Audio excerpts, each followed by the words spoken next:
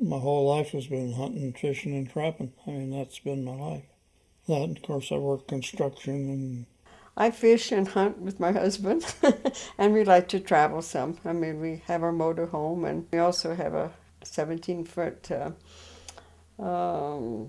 smoker draft boat. Well, that's our life, you know. There isn't anything better to do than go fishing, in my book. We've been married for 56 years. We have 4 children, 2 sons and 2 daughters. We have 11 grandchildren and 18 great-grandchildren, and 1 or 2 on the way. After I found out that I had amyloidosis, which took my kidneys, why they just plain flat told me that how it was and what my life expectancy would probably be. At that time, it was 8 years, is what they told me. Well, I've outlived that 3 times already. Well, Shorty was doing, he started out at right on the Nocturnal Dialysis in the center. I'd get him there about 8:30 at night and stay with him for probably about an hour until they got him hooked up and everything going okay. And then I would leave and go back to my daughter's about 3 miles from there and go to bed and get up and go and get him at 5 o'clock in the morning. And then we would, most of the time I'd just drive straight home from that.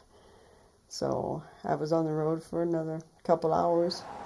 And the price of gasoline alone was a burden on us.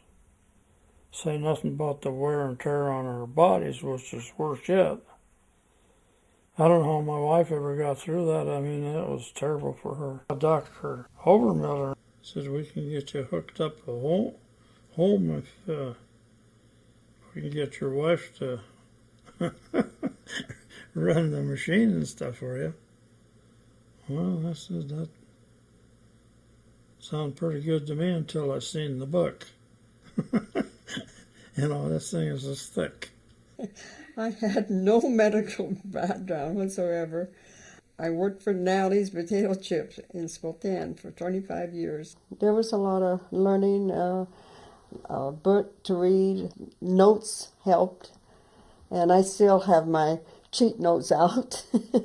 But most of the time I don't have to look at them. I have a number that I can page. My nurse, Brandy, she calls me right back, and it's, you know, it can rock me through it like the other night. The access or catheter on the venous side was plugged and it wasn't working right. So I called her and remembered what to do and walked me through it. I do the nocturnal dialysis every other night. It's better having it at night because it's more natural.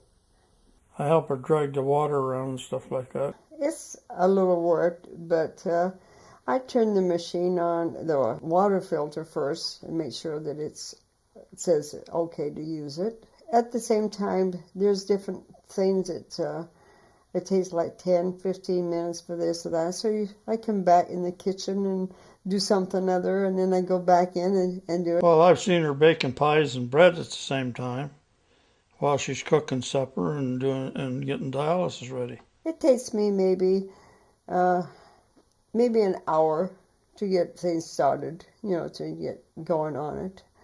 But it would be more work not to have it at home.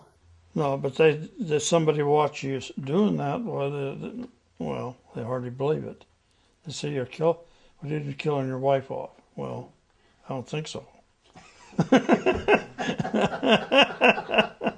To me, there is no comparison. The home thing is what it's all about to me.